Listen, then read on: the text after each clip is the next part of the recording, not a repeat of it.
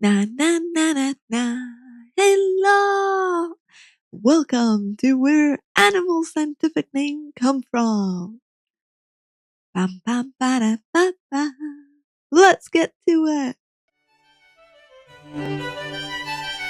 Da da da da da da da da.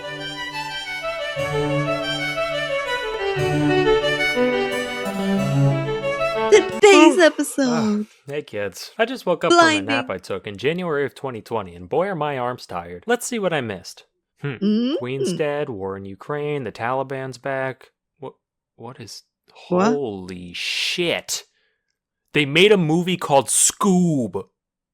Wait, what? Unprecedented global pandemic, Space Jam 2, You some popular did? guy named Brandon. Yep, that just about covers it. Anyway, we all know about the scientific names of animals, but did you ever wonder what they actually mean? To find out, we must look to taxonomists. They're the guys responsible for the systems of nomenclature we use to classify organisms, and boy are they convoluted. First you got the big Cat, 8, domain, Thank kingdom, you. phylum, class, order, family, genus, species. I've seen plenty of mnemonic Okay. devices for this, but since the D just showed up in the 90s and is still disputed by some scientists, he's usually not included. So allow me to suggest a few. Dizzy kids puke cereal on fairground staff.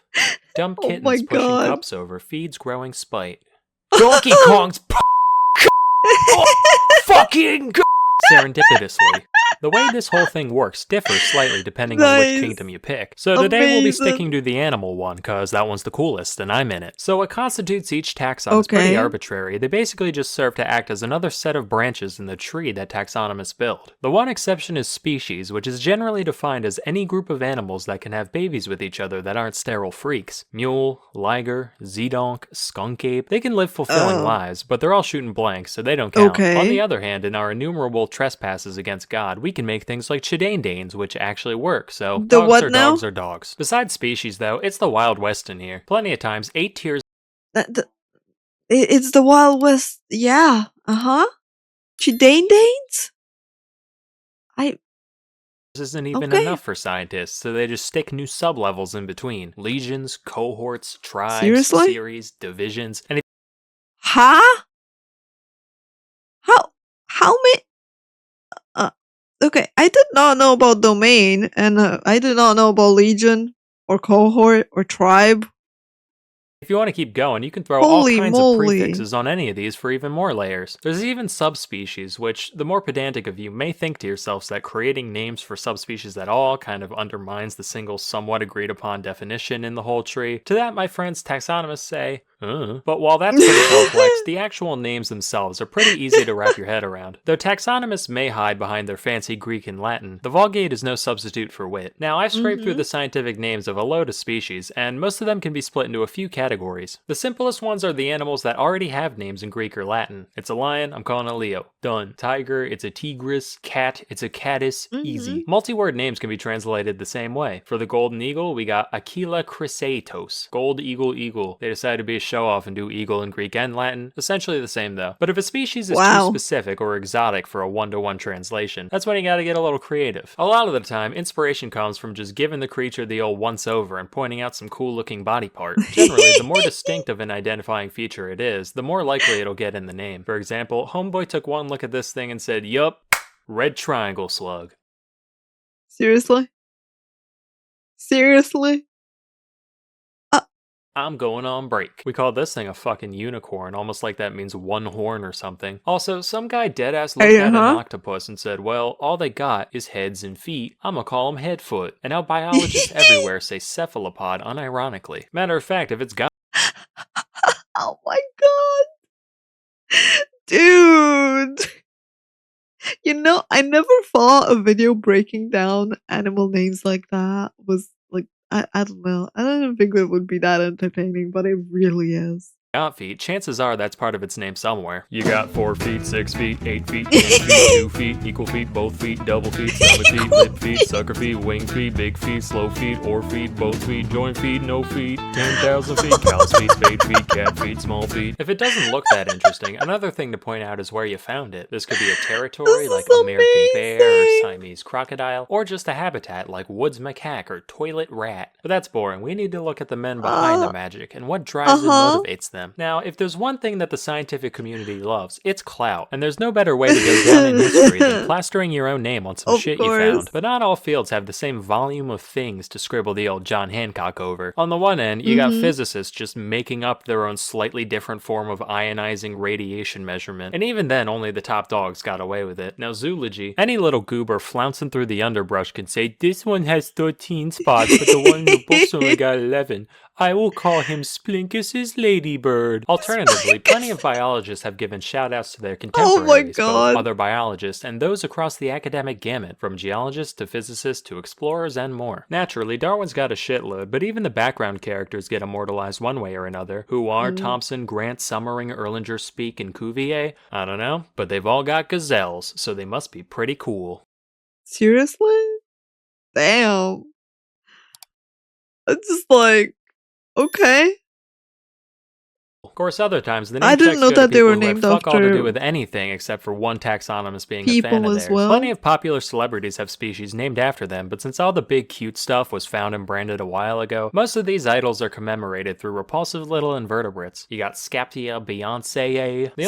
Oh, are you kidding me? Why? The only similarity I can gather here is Queen Bee, looks like a bee, both not a real bee. There's Anomphalus gregarius, an old stone named after an old stone. In 2007, one Jason Bond, a professor of biology at UC Davis, dubbed this little dude Myrmecia Neil Youngie to honor his favorite musician, which caused my man Stephen Colbert to go on TV and profess his utter indignation at not having a spider named after himself. So naturally, the next year, Bond actually went on the Colbert Report to announce the naming of apostachus Stephen Colbert. So... if that gives any of you epic biologists out there any ideas, Amazing. you know, I wouldn't be opposed. Please, I would do anything. For the love of God, I'll even take a lichen. The world of politics is by no means immune to this phenomenon. Obama alone has fucking 9, as do a load of other presidents. Trump's got a moth with funny hair, Bush has a fungus beetle, Reagan's a wasp, Carter's got a darter, and so forth. Even Austria's most famous painter got the honor through this blind cave beetle. Mind you, it was 1933, so you can only blame the guy a tiny bit. Hitler actually wrote him a letter saying, "Oh, thank you, my little entomologist," and then went on to do, you know, Hitler things. Fun fact, not only was this beetle stuck with just about the worst name you could have, it's also now facing extinction solely because of its value to Nazi memorabilia collectors. Guess old habits die hard. Fictional characters have their fair share of species under their belt. On the topic of evil beetles, this one's named after Darth Vader because he kind of looks like his helmet, I guess. This was actually named by the same guy who did the Bush one and belongs to the same genus. There's also this mite, genus Darth Vaderum, which is a lot more accurate and frightening. In 2012, a single bone from above the eye socket of a hitherto unidentified theropod dinosaur was being studied. And suddenly, under the light of the full moon, the guy working with the specimen had his neck covered with hair and his lips clench into a pog and his endocrine system fill with soy, and he said, "It's just like the eye of Sauron." And then he started chewing on Funko Pops and sweating cream of meme and snorting G Fuel and shitting D20s everywhere until the prostate stimulation made him. The dino's genus is now Sauroniops, from Eye of Sauron. This spider was named... Oh no. Oh, the nerds. Okay, I did not know animal scientific names went to that after level. Godric I'm Gryffindor be because honest. it looks like the Sorting Hat. SpongeBob Seriously? has not a sponge, but a fungus. The legendary Seriously? birds from Pokemon each have their own, you guessed it, beetle, and the list goes on. Scientists are nerds. Who knew? Anyway, while this all seems kind of chaotic, there is some method to the madness. One rule is the principle of priority. This states that once somebody publishes their chosen name for a species for the first time, that's the name, and other taxonomists typically can't change it. This has led to plenty of misnomers coined by whoever got their foot in the door first, particularly in the case of the guys doing this stuff before we had the luxury of genetic analysis. Here's one. Red panda? Nah. Shining cat, coined in 1825. To be fair, they're actually about as close to cats as they are to actual pandas, so Shining whatever. Here's cat. 2. Capsicum chinense. Eaten there? Sure. Native? Only off by around half a globe, where literally all hot peppers came from. This principle holds true even if someone thinks they found a new species, only to later discover that it was already named. For example, in 1824, one John Edward Gray documented the plain zebra, calling it Equus burchellii, or Burchell's horse, named after a renowned naturalist of the day. Little did he know, back in 1785, some other douche classified this character as the quagga. The last quagga died in a Dutch prison in 1883. So, why do we care? Well, in the 2000s, scientists Okay. decided to scrape some gunk off a dry quagga pelt and study its DNA. And from that, they realized, wait a minute, apparently this guy and zebras could have, made a little plaid in the hay together. So technically, they're one species. And today, they're both called quagga. Sounds kinda asinine, but then again, so does asinus, and that worked out fine. Just to maintain the distinction, the extinct subspecies was renamed Interesting. quagga quagga, so you know it's the real quagga. This double naming convention has been done Quagga with a lot of quagga. subspecies, in fact. Wild horse, spotted panther, or my favorite, Seriously? gorilla. Just like, yeah, it's the We have a triple gorilla?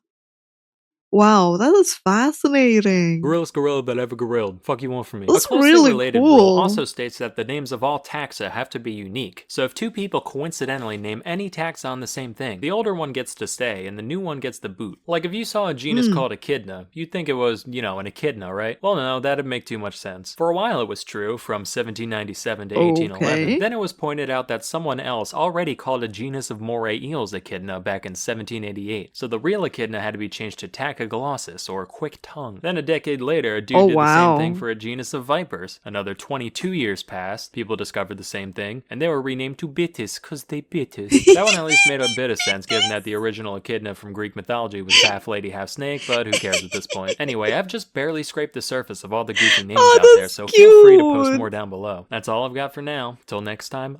Oh my god.